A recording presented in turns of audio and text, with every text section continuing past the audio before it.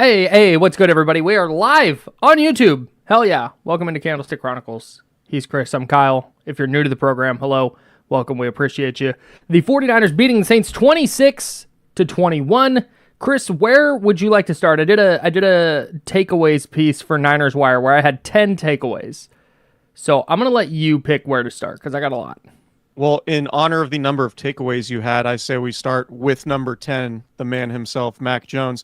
Kyle, this is why you invest 3 first-round picks in Mac Jones. It sure is. For games just like this, you need to lean on your quarterback. Yep.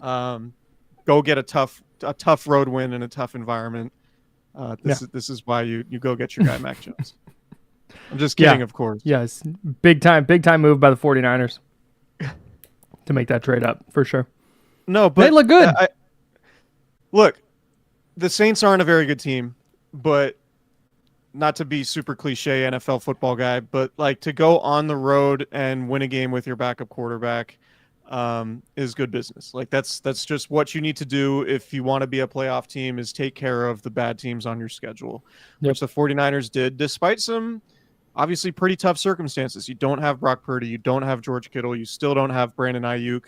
You lose Kyle Juszczyk in the first half of the game to a concussion. You have a young defense, which we'll talk a lot about here too. But I thought Mac Jones, like, are you beating, the Packers on the road or the Eagles on the road or, Detroit or maybe even the Rams? Like, are you beating a playoff team at home with Mac Jones as your starting quarterback? I don't know. I didn't feel very convinced that you would after this, right? Like you don't feel great about that spot. But can you beat a bad team on the road with Mac Jones as your quarterback? Yeah. And given the circumstances, it was the Vegas line was 3, the Niners win by 5.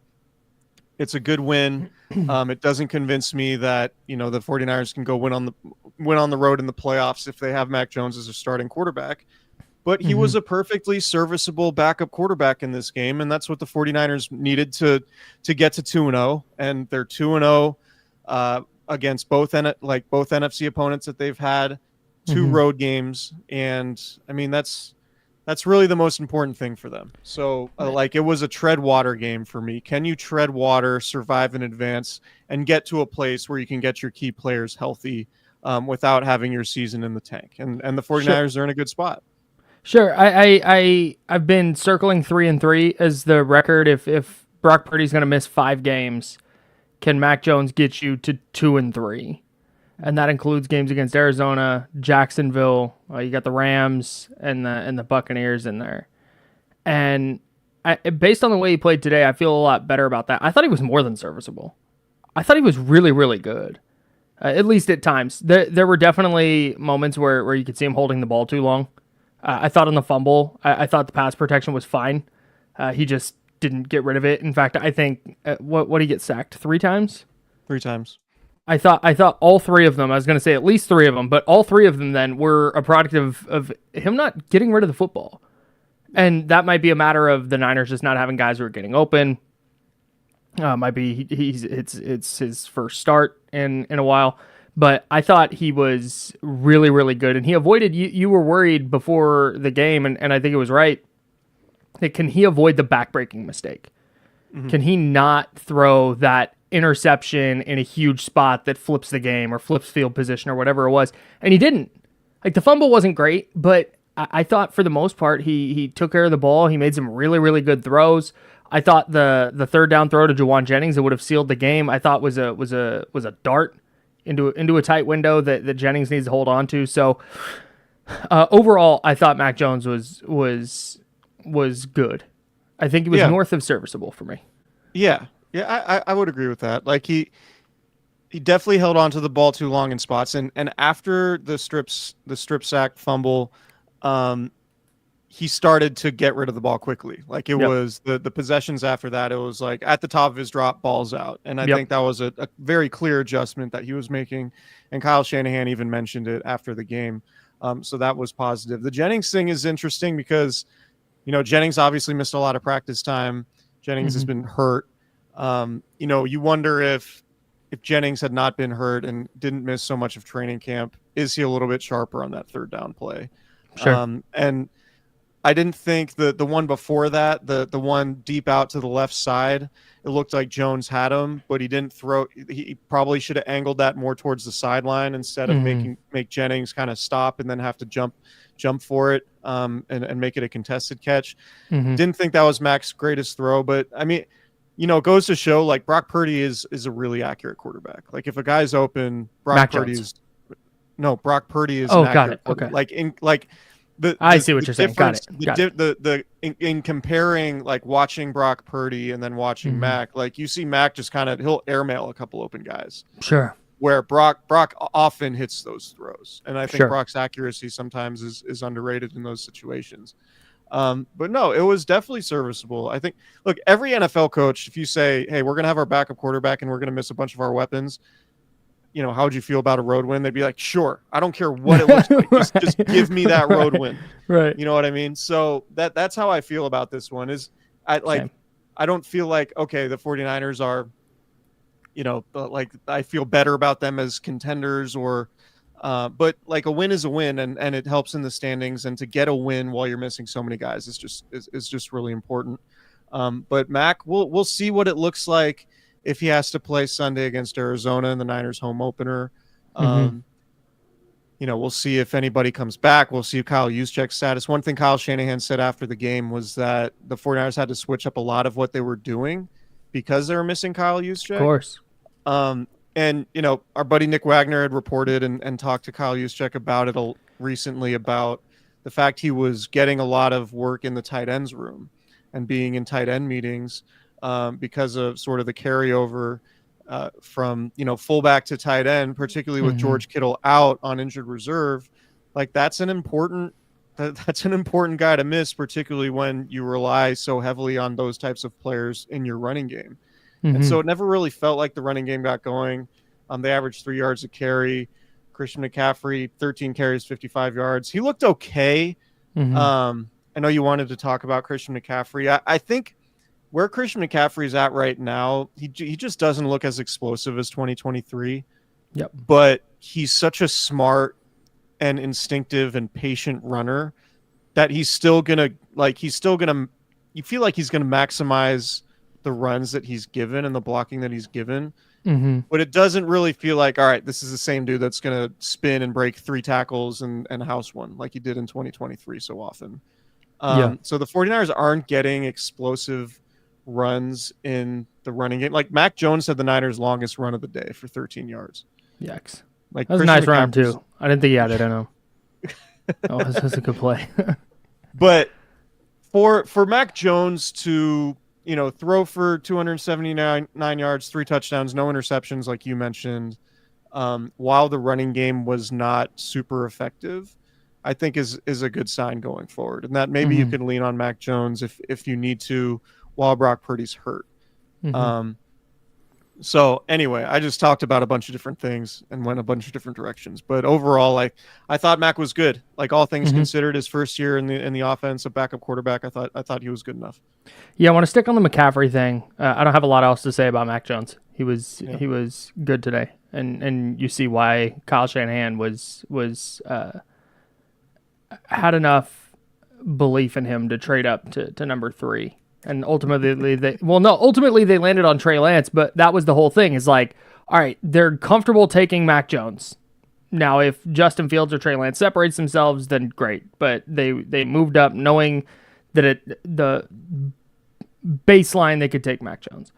And so you kind of saw that today. I at least I thought. As far as McCaffrey goes, I'm with you on the explosiveness part. There was a play against Seattle, and there were at least 2 plays today that I thought a couple of years ago he creates some more yards.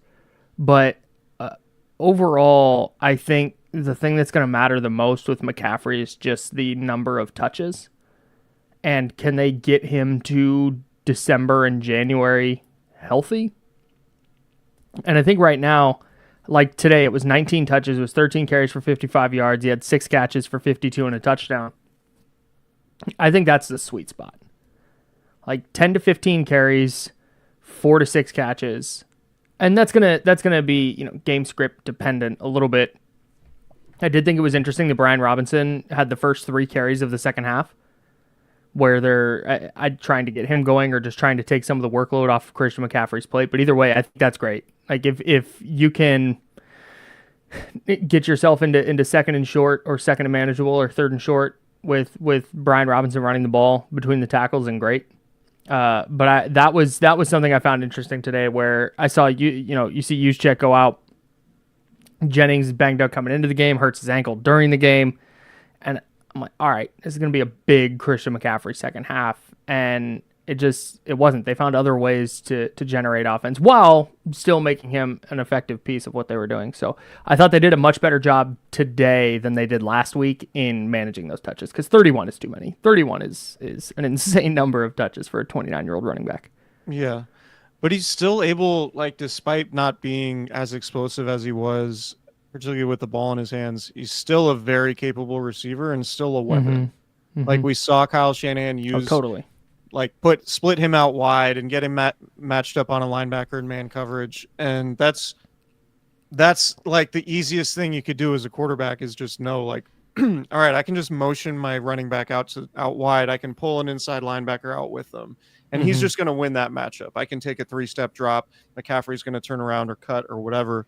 And you can get a first down that way in a big spot. So that's, I mean, his numbers weren't like crazy today. He had 107 total yards, 55 rushing, 52 receiving. Yep. 107 yards and the touchdown. And by the way, the drive before the half was pretty sick. massive in the game. Yep. Like you felt like the 49ers had a really good chance of winning the game when they went down and scored a touchdown just before halftime. Yep. And that was a really excellent drive for Mac Jones too, in particular. But yeah, I would imagine as the Niners get their weapons sort of sprinkled back into the fold with, Demarcus Robinson only has one more game left that he's going to miss. Brandon Ayuk's coming back at some point. George Kittle, hopefully for the Niners, is coming back in a couple weeks, or I guess 3 weeks now. The burden for McCaffrey would ease up a little bit, and you would hope as the season goes, maybe he does get a little bit more. I don't know if he's like dusting off the cobwebs or dusting off the rust early in the season, and if maybe he looks more explosive as the season goes. I think that's possible, given, not somebody who practiced a ton in training camp either. Not somebody who played in the preseason at all, obviously. So you wonder if they're kind of using these games in September as a ramp up for McCaffrey too.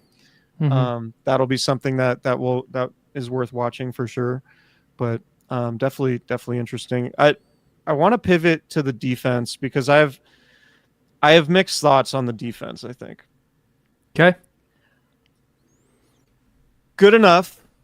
I thought Mykel Williams continued to show that he's at minimum going to be a very solid player, a very solid starter for you. I think the sack numbers probably never going to be incredible with him. Not sure, if he's ever going to be like a consistent double-digit sack guy, but somebody who you feel really good about in the running game. I keep making the comparison. It just feels like he can give the 49ers exactly what Eric Armstead did for all those years. Sure. Which was a really solid, versatile defensive lineman who can hold up against the run and maybe in the right circumstances be a good pass rusher for you. That play he had in the fourth quarter, where basically just shoved the offensive lineman into the backfield and then dropped Alvin Kamara on his own for a 5-yard loss, was huge. Upton Stout, I thought the penalty on him that extended the Saints' eventual touchdown drive was super ticky-tack and probably not a penalty. And just the pass breakup that he had, like wrapping his arm around the receiver and sticking it right at the catch point, was just like, that was a really impressive play. The timing of it, the fact that he was able to get there and not interfere with the receiver. I just think Upton Stout's going to be really good, man. I know I've been saying it for a little bit now, but like, he's going to take his lumps. Obviously, he plays an incredibly difficult position, but I think Upton Stout's going to be really good. And he's showing signs of that. He's getting better. Really good blitzer. He almost had 2 sacks off the edge blitzing. He definitely had the one. Just a really good player. the area where I would be concerned, and I texted you and Nick this sort of tongue in cheek, like, hey, the 49ers should go trade for DeForest Buckner, assuming the Colts eventually fall out of it and become sellers at the trade deadline. But the bigger point, and maybe they do that, I don't know. But the bigger point is that I think they still need help on the interior of the defensive line. The run defense today, I don't think was good enough. They got smoked. That was really, I thought the running game for the Saints was really keeping them in the game. And it was surprising, particularly in the first half, that the Saints were passing the ball as often as they were, because the Niners showed no sign of being able to stop the run consistently. Mm-hmm. And I know the Niners are banking on their young defensive tackles to get better. But man, it feels like Jordan Elliott and Kalia Davis are like your third and fourth defensive tackles in an ideal scenario, not your starting guys.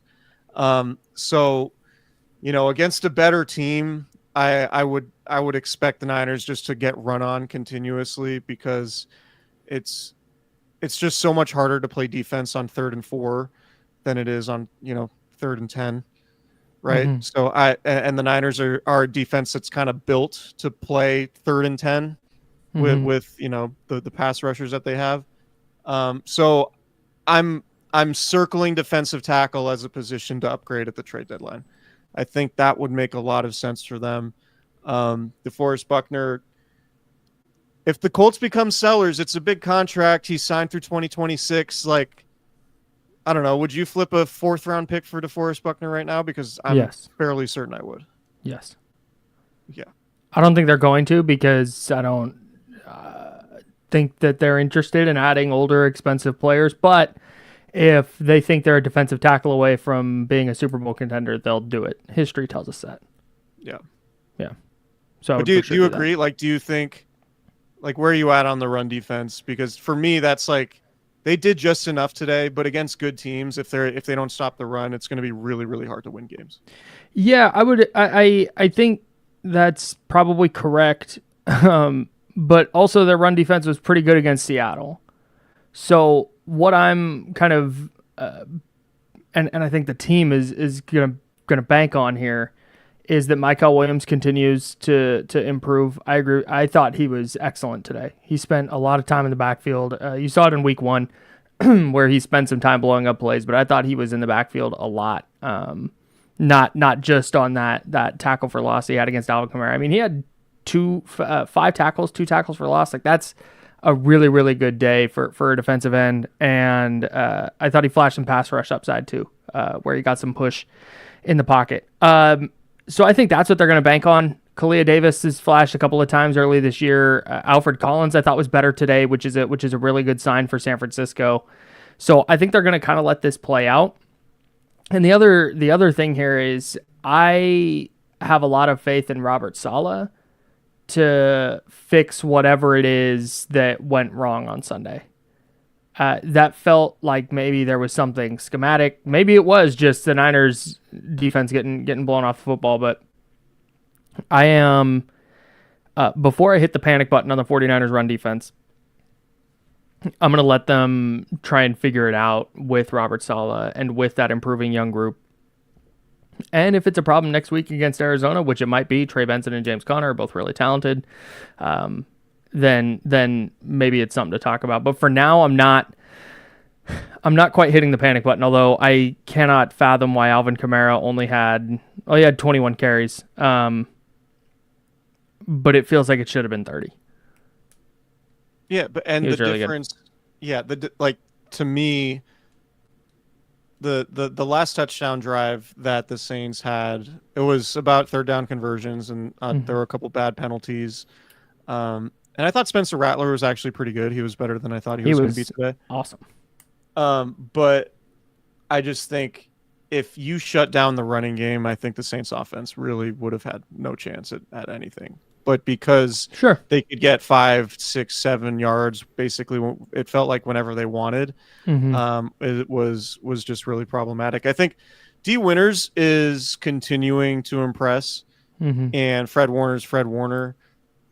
I think if you help those guys out a little bit by getting improved defensive tackle play, whether it's just getting improvement from the guys you already have or going out and trading for somebody, the defense could jump to like a pretty substantial level. Like it's a good defense right now. Like I feel good about the 49ers defense, but I feel like it could get to like, all right, this defense is like really, really good if you can stop the run consistently. And I just don't know that they're going to do that just yet. It just Alfred Collins getting blown off the ball and being, pushed back 5 yards every single time he gets double teamed is a problem. Yeah, that can't happen. So, we'll see. The other thing with the run defense I think is notable is that New Orleans has legitimate threats down the field that occupy safeties in a way that I don't think Seattle did. You saw a lot more Marquise Siegel in week 1 than you did in week 2, and I think that's because he spent way more time worrying about what's happening in the back half of the field than he did against Seattle, where it's Jackson Smith and Jigba, and really that's it. Yeah, and the other thing today, too, is it felt like the Niners were nickel basically the entire game, whereas against Seattle, they were in a lot of base. So you saw a lot of Luke Gifford playing Sam linebacker last week. I don't even remember seeing him on the field today. It felt like the Niners were nickel just the entire time. And it felt like early on they went with Jair Brown as the third linebacker. Yeah, they're doing some dime stuff. Odd. Yeah, some dime linebacker stuff early on. It was definitely a little strange. But yeah, like maybe that's it. Maybe the Niners weren't great at stopping the run because the Saints were just like getting in, 11 personnel and running against them in nickel. And maybe it was a schematic thing more so than a talent disadvantage.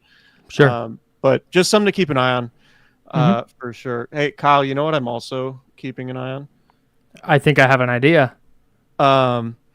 The fall line from Lamb Chops, buddy, get me has that. Dropped.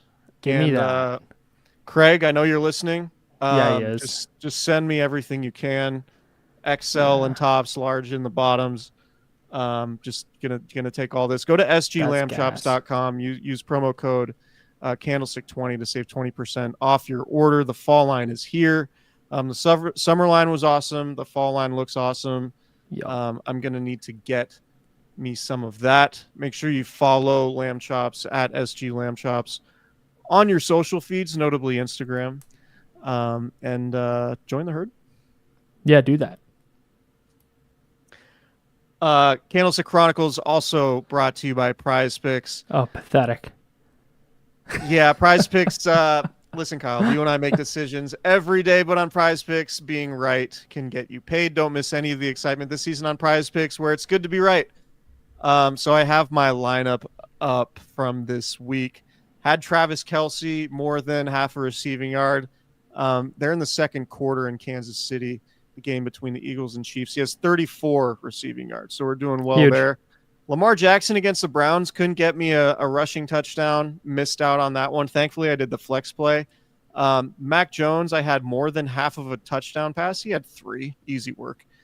Christian McCaffrey missed out on this one. I had more than 81.5 rushing yards. He had 55. Maybe should have figured out a way to go total yards, but I did have him for a touchdown.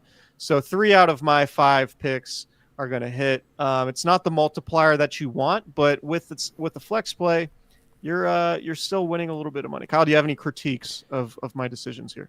Yeah, deciding not to let me read my lineup was one of them. Because I had 2 lineups and both of them hit 3 out of 4. So if you guys want winners, hit me up.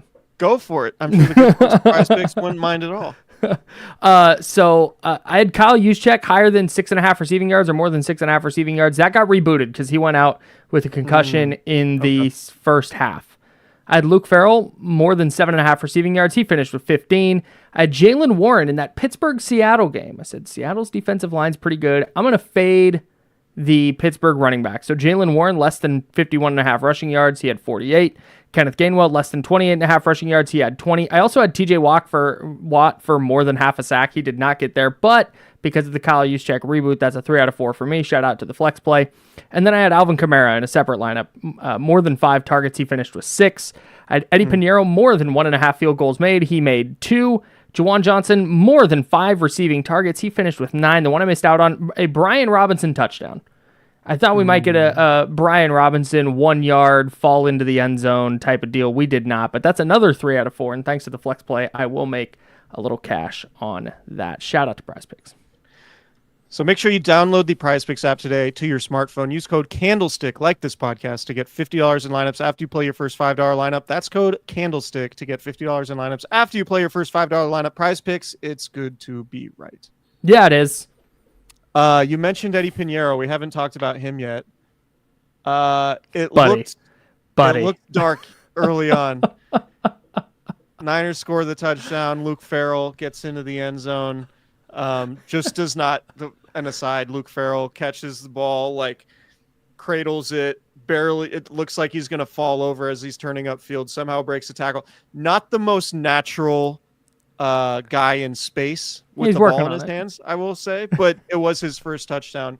Anyway, Eddie Pinheiro, they set him up all the way on the right hash for the extra point. Just pushes it right from the right hash. Not an effective rep. Not a good rep. Just like what's the phrasing in baseball? Like not a competitive pitch. No, no. like not a competitive rep from our guy Eddie. Sailing a fastball high and outside on a 3-2 count. It was a bad rep from Pinheiro. Misses the extra point. His first kick with the Niners. You go, all right.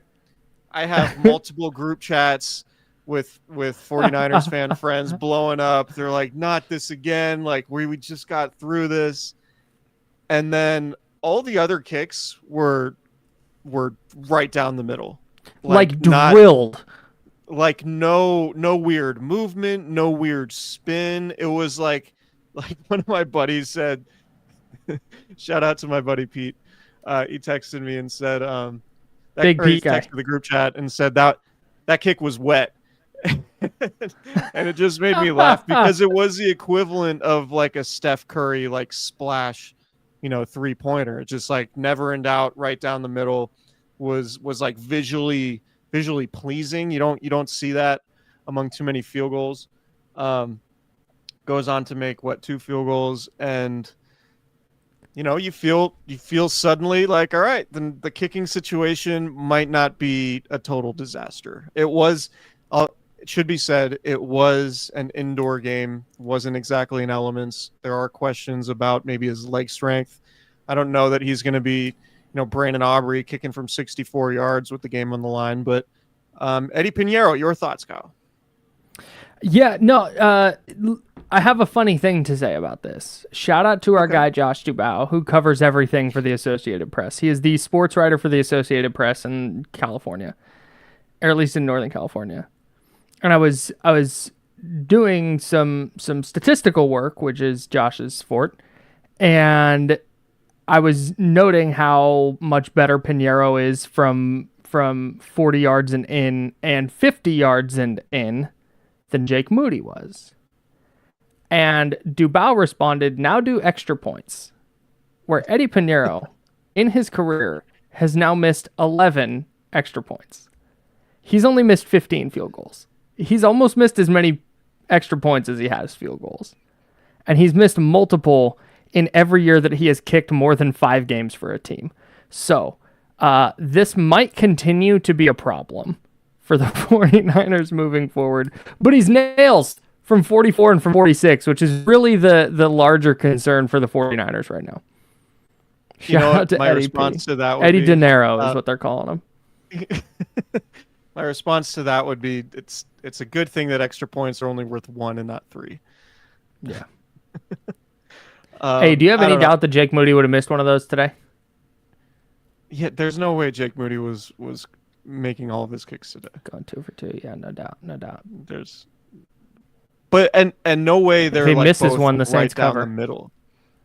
That was Like, the thing. if- That was the thing.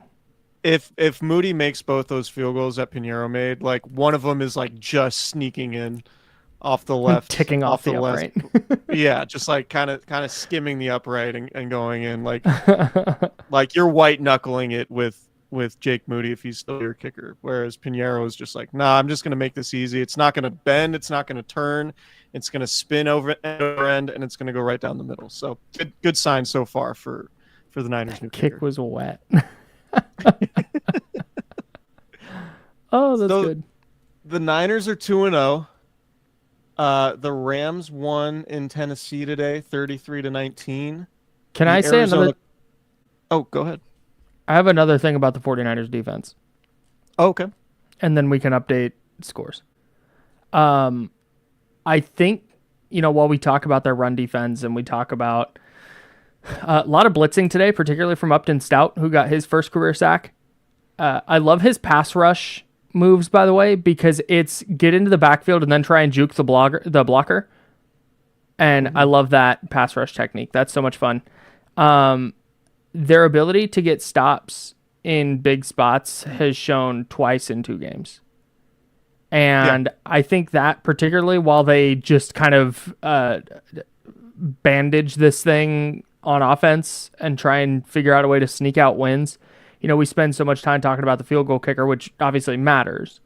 But Nick Bosa on the 3rd and 6 on the Saints' penultimate possession, he and Michael Williams just shoved the offensive lineman into the backfield. Rattler comes up, steps up, Bosa drags him down for a sack. 49ers offense couldn't get it done. Like, all they needed to do was get a first down, and they could effectively ice the game, and they don't, which is problematic in itself. But I digress. That was the Jennings slant. It's just kind of a tough play. It feels like maybe Mac fired it with a little too much velocity. Maybe the timing was slightly off. Maybe the chemistry wasn't totally there because of Jennings' practice. It's a tough play, but ideally you complete that. 21 yards on 7 plays with 2 chances to put the game away is suboptimal, but that's neither here nor there. And then Bryce Huff coming up with the 4th and 2, just pure speed rush. I mean, he met Rattler at the top of his drop, which is just insane. And you see why they go get Bryce Huff. And it's because, and they pointed this out on the broadcast, that Daryl Johnston pointed this out on the broadcast, they were devoting like 3 people to blocking Nick Bosa.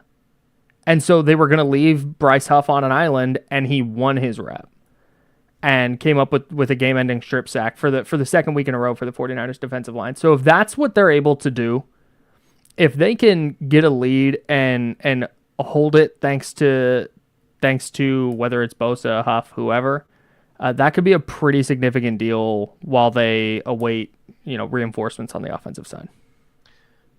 I agree. And I do want to point out too, because this was super glaring to me in the moment, on that possession that ended with the Nick Bosa sack. Mm-hmm. That possession included Kalia Davis blowing up a running play. Yep. So I think it was a first down,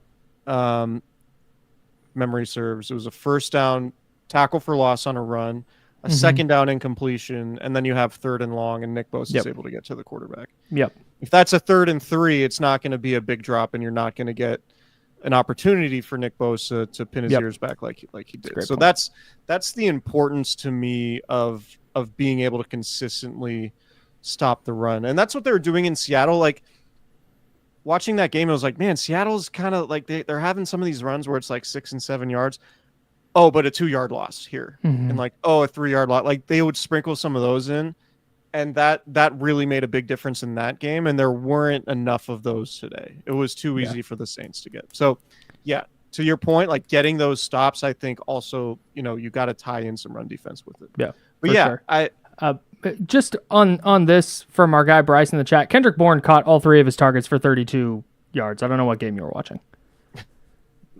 Anyways, go ahead. And the Niners too, completely semi-related but completely unrelated from the defense. This just popped out to me looking at the stat sheet. 8 of 15 on 3rd down in a dome on the road. Crazy. With your backup quarterback, missing George Kittle and Brandon Ayuk. Like, that's solid. They threw for solid. 15 first downs. Yeah. Done 5 on the ground. That's good. Yeah, we'll see. Like, to me, the sustainability of it is a little bit questionable, but we'll see. We'll see how it goes. I think right now the sustainability thing kind of goes out the window because the roster is not near enough to complete. Yeah, I mean, everything's so in flux with all the injured guys that that it's all just a moving target anyway. So you might not have to worry about sustainability. So Arizona's winning over the Panthers 20-3 at halftime. They're winning over the Panthers. The Panthers just really think the Cardinals are some swell guys. They're beating the Panthers 20-3. Panthers get into halftime. They're like, "God, these guys aren't that bad." some swell folks. The Rams beat the Titans of Tennessee 33-19. So it looks like there are going to be 3 teams in the NFC West that are 2-0 after this week. Seattle won in Pittsburgh today. So they're 2-1, or sorry, 1-1. Seattle won 31-17 in Pittsburgh. Would be very interested to dive into that game. That seems like a very impressive win for them. But tough division, man. It seems like there are 4. I mean, we knew this coming in, but it's kind of at least bearing out after 2 weeks. 4 competent teams in the NFC West. I would say. Yeah, there's nothing stunning to me about the way this season has started for the NFC West. I think it's going to be a lot like last year. Even if there's not a team that goes 6-11, I think it's going to be a lot like last year, where division winners like 11-6, and there might be 2 11-6 teams, and then maybe there's a 10-7. It just I don't think there's a bad team in the division. Yeah.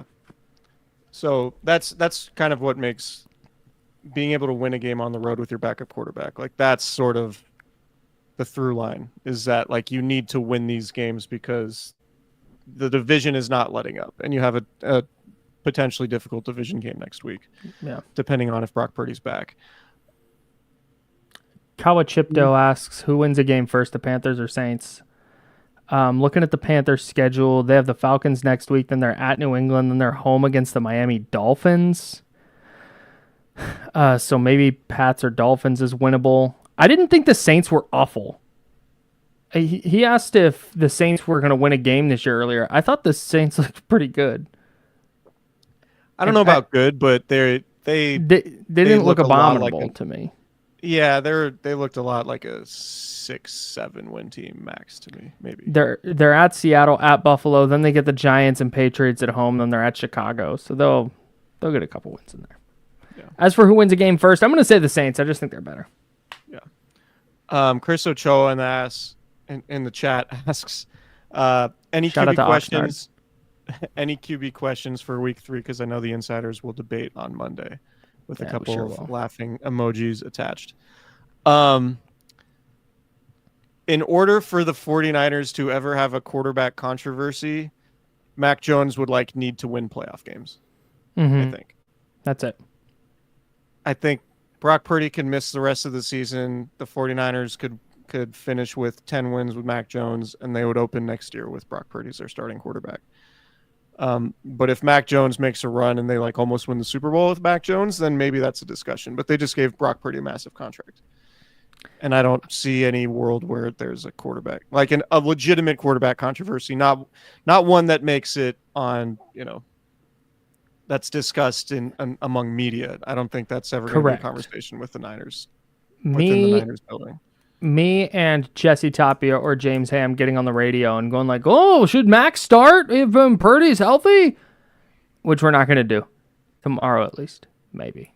Us doing that is way different than Kyle Shanahan sitting down with his coaching staff and going, okay, which guy gives us the best chance to win a game? And unless Mac Jones throws for 500 yards the next couple of games and 10 touchdowns and no interceptions, and the Niners offense looks unstoppable, or if they win playoff games, that conversation is not going to happen. Yeah, and as well as Mac Jones played today, I didn't think it was Brock Purdy can't do this, or Correct. This is way better than what Brock gives you. I agree. Yes. I never, Mac Jones playing well and being better than Brock Purdy are two separate ideas. So. Yeah. Cardinals next week. Then the Jags. What's that? Cardinals next week, then the Jags. I think they can win both of those. The Jags lost to frickin' Jake Browning today. Salute to a Sacramento legend. Folsom zone. Jake Browning got in that game? Yeah, Joe Burrow went down. He got hurt. Toe injury. Oh. Too many toe injuries. Something's going around. They're calling him Joe Hurt Toe. Mm. Um. I'll strike that one from the record. That wasn't a good one. Best. Okay, so you think the Niners can win both their next 2 games against Arizona and Jacksonville? Can they do it if Mac Jones starts both games? Yeah. Yeah, for sure. Okay. Nothing happened today that made me think like, oh man, they're incapable of winning if Mac Jones is playing. Like I've bigger questions about what is it? How do they adjust if Kyle Juszczyk can't play? What happens if the defense can't keep stopping the run? Like those are bigger question marks to me than how Mac Jones performs. Yeah, and this is why I keep going back to the schedule thing. Like I know, throw out the strength of schedule whenever the new season starts because the previous records don't matter, et cetera, et cetera. The point here is that the 49ers are not going against any elite quarterback really all season, unless there's someone who becomes elite who's not currently elite. There's no Josh Allen. There's no Patrick Mahomes. There's no, there isn't even Jordan Love. There isn't Jalen Hurts if you think he's elite. Like, that's the thing on the schedule that stands out to me and why the 49ers could seriously make a run, because they played Spencer Rattler today and not Drew Brees. You know what I mean? If that's a Drew Brees Saints team, the Niners are probably not going in with a backup quarterback and winning that game. So when it comes to the schedule thing, I think that's huge for the Niners in that, like, Trevor Lawrence and Kyler Murray are probably on similar levels. And I think the 49ers defense could be good enough potentially against both those guys to win at home, even with Mac Jones, to your point. But that's my thing with the schedule. It's not like, oh, these teams are bad last year and they had bad records and therefore the Niners' strength of schedule is bad. It's just like, no, I'm just looking at the quarterbacks. And the Niners don't have elite quarterbacks on their schedule. Yeah, man. It's Matt Stafford. He's the best one. He's the best guy. He's the best quarterback on the schedule. Yeah. If that moves you, like it just, man. Baker Mayfield's not bad. Baker Mayfield's there. No, but Baker's to your point, there's no tier 1 quarterbacks here, no matter what your tier 1 looks like. Although I guess, hang on, let me for accuracy's sake. In Mike Sando's QB tiers, Matt Stafford was tier 1. And he's the only one. I have questions about that though, given his health and his age. Whether he's still capable of kind of hitting that level. And CJ Stroud, I think, has tier 1 potential, but the Texans' offensive line is so bad that it might just be really difficult. Yeah. Someone asked our thoughts on D. Winters. He was good today. Really good player. Really good. Yeah, I don't. So here's the thing. I made the joke online, and shout out to Thomas Larson for tapping in. We appreciate you. YouTube.com/@Candlestick Chronicles Podcast. Whoever's in here, please subscribe to the channel. Hit the notification bell. Thumbs up on the video. We would appreciate that immensely. I thought the same thing when he hit when D. Winters hit whoever it was out of bounds. Is it Rattler? Hit Rattler late? Yeah. Whoever he hit late out of bounds. It was like, oh my God, here we go again. But in fairness to him, it was definitely a late hit. It was definitely a flag. He definitely shouldn't have hit him. But he didn't do like the Dre Greenlaw excessive, like lower the shoulder, lower the helmet, suplex him type of crazy ass play. He was hustling to try and get to the quarterback and hit him a little late. I didn't take that as a like major sin by D. Winters. If Big Dom was on on the Niners sideline, would he have? I mean, if Big Dom was on that sideline, would he have approached D. Winters? Yeah. In that scenario, yeah, for sure. You think so? Okay. For sure. Yeah, he would have made sure that D. Winters never suited up and played football again, because that's what Big Dom does. And then he's going to give you a great goddamn restaurant recommendation. That's why he's here. That's why we love him. Also, Dre Greenlaw yet to appear in a game for the Broncos. Correct. So maybe your theory is correct. Maybe this is all Big Dom's fault. I thought Connor Colby looked good. Yeah. Like, every team could use offensive linemen for sure, but Connor Colby wasn't a disaster. Salute to my guy. The Colby Hive is alive and strong.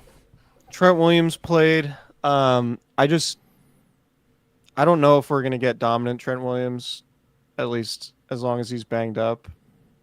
I just don't know if that's where he's at in his career. I think capable Trent Williams is what you hope for, I think, at this point. I don't know that you're going to get like all world, all pro, like super dominant. He's 37. He's played a ton of football. He's had ankle issues. Now he has a knee issue. Curious.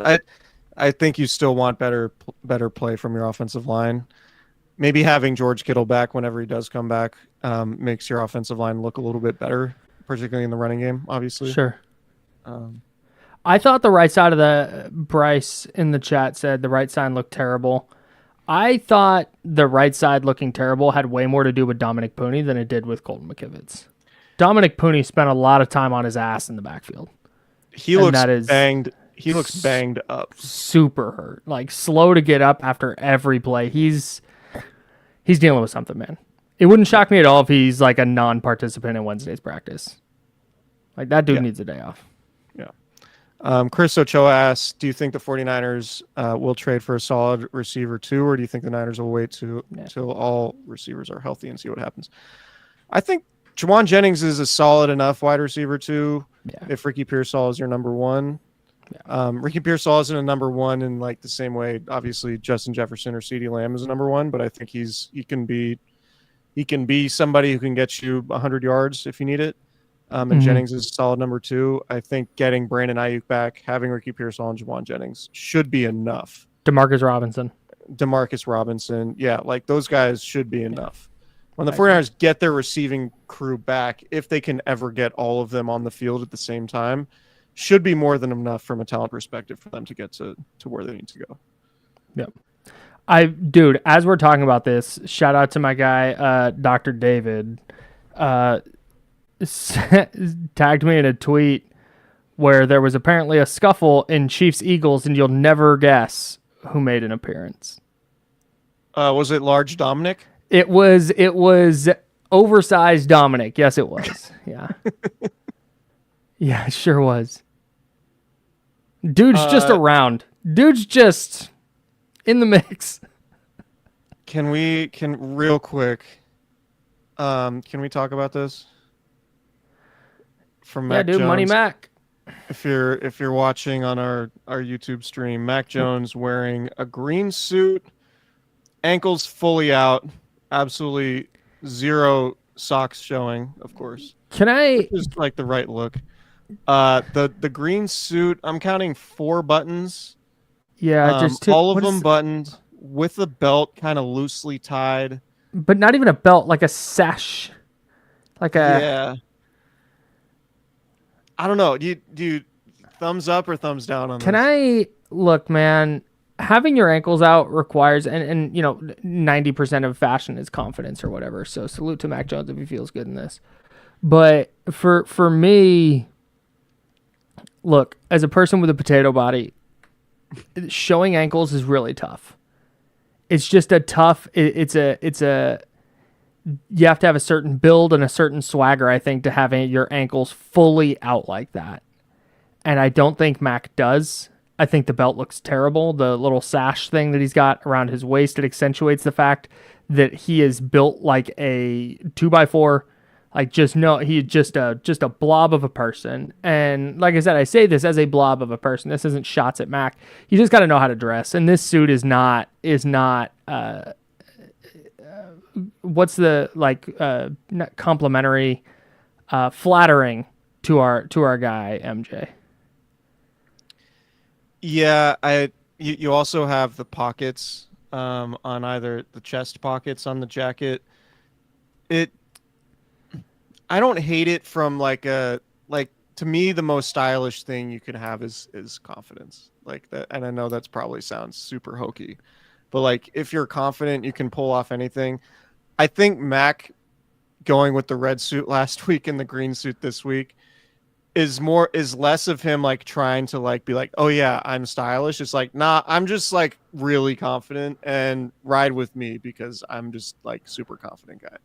That's kind of what I don't think this looks good, but I don't disagree with with him wearing it because he's I'm I don't think it looks good, but I get what he's trying to exude with this. Yeah, and maybe he's doing a bit. Like if I was super rich, Yeah. and had companies that might make clothes for me, or if I just kind of had a bag and could dress how I want to dress. I think knowing that I carry about the same amount of swagger as Mac Jones does, or I would if I was an NFL quarterback, I think I might lean into the fashion just for the bit. Like, I don't actually think this looks fire, but I want to dress up with everybody else. I want to play dress up on game day too. You know what I'm willing to bet? Because I've seen a lot of NBA players do this. They will wear stuff like this post game, and then before they get on the plane, change into the sweatsuit. Like Max rolling around a roller suitcase, Mm-hmm. and I bet in that suitcase is a sweatsuit because there's no way he's rocking those shoes on a 5-hour flight home. Oh yeah, that's a walk-in outfit only. Yeah, like walk in, get on the bus. Like he might even change on the bus before getting on the plane. So this is not like, business trip. I'm wearing this on the plane. This is like, I need to be seen in this and do a press conference, and I'm taking this off in no less than an hour. Man, the 4 buttons is just a lot for me. I'm having a really difficult time with that. I'm a 2-button suit guy. I think,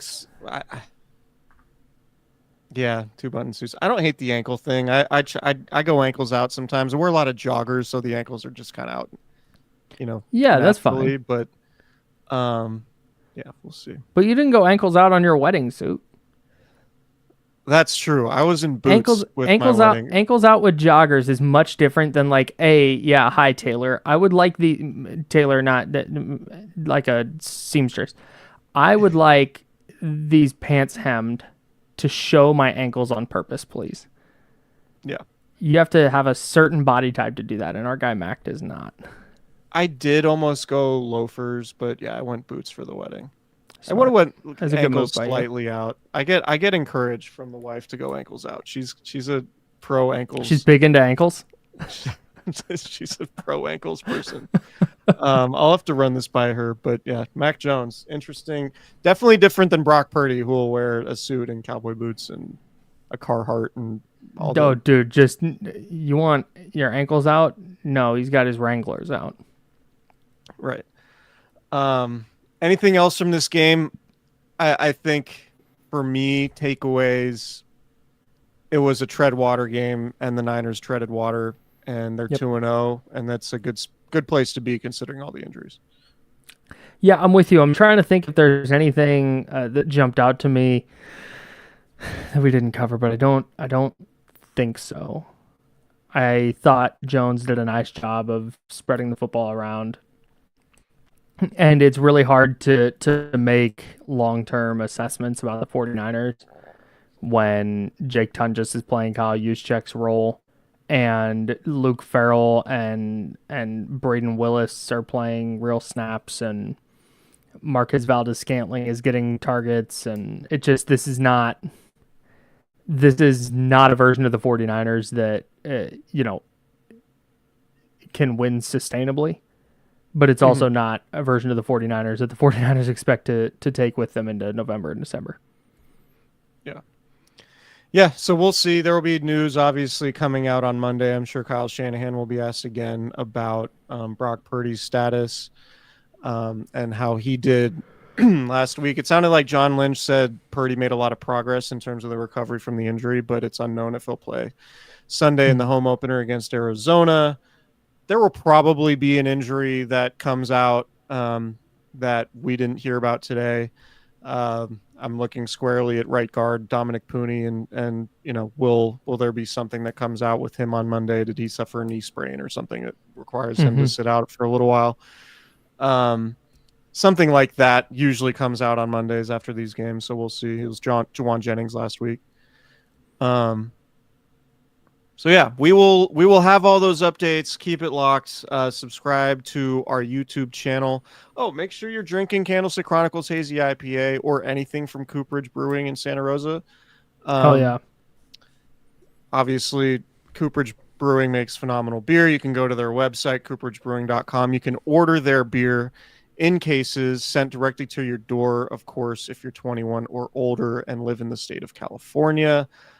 You can go to their brewery or they have a brewery and a tap room in Santa Rosa, two separate places. The tap room in Santa Rosa on Ross Street, right downtown, is phenomenal. It is a great place to enjoy a beverage, enjoy the vibes. They have plenty of TVs. They open at 10 a.m. on Sundays for football. Just an awesome spot to hang out in downtown Santa Rosa. So go check them out.